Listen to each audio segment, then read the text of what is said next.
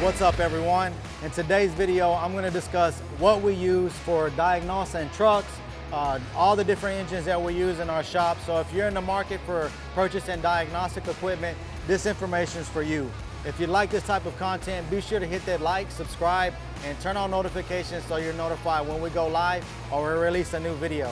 If you'd like to schedule an appointment, you can call us at 972-225-3017. Let's get right into this video. Okay guys, so here at TAT Express, we only use OEM software. That means we get the software from the manufacturer. So if it's a Detroit, we're gonna get the actual software from Detroit. If it's a Volvo, we get it from Volvo. Or if it's a CAT, we're gonna get it from CAT. Every engine has their own software. Now, what I don't recommend is using any kind of aftermarket software. The reason why I'm not too much of a fan of using aftermarket software is because this software came out after the manufacturers released their software for all their technicians. So they're basically kind of dubbing the software and everything like that when you can originally just buy it from the manufacturer.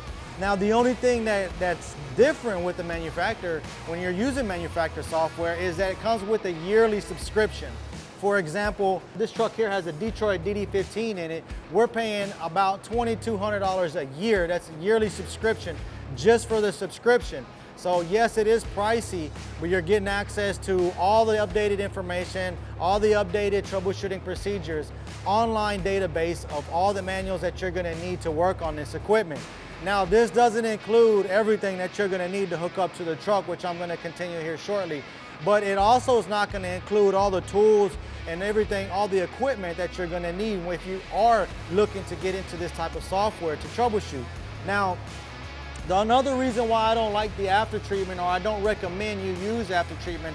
Now, this is your truck, you can do whatever you like, but I see a lot of scanners out there that are just hooking up and clearing the codes, especially with after treatment systems. When you have a derate or anything like that, I just want to explain that derating and that check engine is because your engine, those are safety measures that your engine are put in place or programmed to put in place so that you don't have any issues with your truck. If you just reset it with a scanner, the ECM or the computer is going to think that you've already repaired it so that you can continue to drive the truck, just basically canceling out the safety measure that's in place. So if, for example, if you do have something that's not fixed and you're just resetting it with the scanner, then you're going to end up prolonging and causing more damage to that engine, and it ends up costing you more money in the long run. Another reason why I don't like aftermarket software is, as I mentioned before, this is a dub software that's coming off of original software, original OEM software. So not all the time can you get to the root cause of the problem. You can be stuck. The online manuals that are coming from the OEM will give you everything that you need to know when it comes to troubleshooting a truck like that. So that's why I don't recommend any aftermarket software or any aftermarket scanners. If you're gonna be working on a truck, I would suggest you use OEM software. Now, the next thing I'm gonna be talking about is the data link.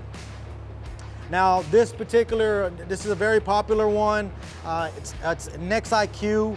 It's from NextIQ Technology, USB Link 2.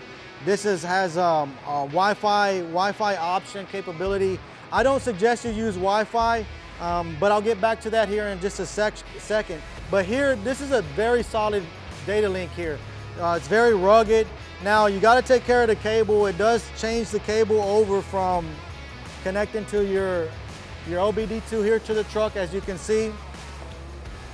Now, this one here is loose because they connect your E-logs to them now, so some of them are loose. That's very common. Now, that converts that connection to a USB. Now, the USB is what you're going to be hooking up to your laptop, and we use laptop for portability, to be able to move around a little bit easier. You can use a desktop, but you're going to have to put it on a cart. It's not going to be as mobile. But this is very good information. This is a very good tool here. It's giving you real-time data when the truck is running. For example, if you're having to do a compression test, or you're looking for a balance test, or even aftermarket system, you're going to be looking at real-time data here. As I mentioned, it does come with Wi-Fi, but I don't recommend hooking up. Bluetooth. I don't recommend hooking up Bluetooth, and the reason why is because of lag. Whenever you're reading data real time, you want to get it real time. You don't want to have any lag in that. Okay, so that's very important whenever you're dealing with troubleshooting. Now, the next thing I'd like to talk about is the actual PC. Now, we have a laptop here. This is actually a gaming laptop, and the reason why we choose gaming, because if you look at, for example, PTT, which is the software for Volvo, that's going to be the one asking for the most requirements when it comes to your PC requirements. That's going to be your RAM availability and your processing speed. If you go online, wherever you're going to buy your software, whether it's from Detroit, Volvo, wherever you're getting your software, it's going to be a section in there for PC requirements. I wouldn't recommend going for just a minimum. I would go with something above that. This particular computer is an i7, which is a very good software. It's 16 gig. If you got something that's very high speed, that's what you're going to need. You don't want to have too many programs on the actual laptop that you're using to troubleshoot, because what's going to happen is you're going to have issues hooking up. You're going to have issues getting real-time information. So if you have a lot of programs on there, it can definitely slow the PC down. Or if you don't have the requirements or above the requirements, it's definitely going to slow your PC down. So I hope this information was useful, guys. We use quite a bit of software here it just depends on what truck comes in, but the software we use on a daily basis.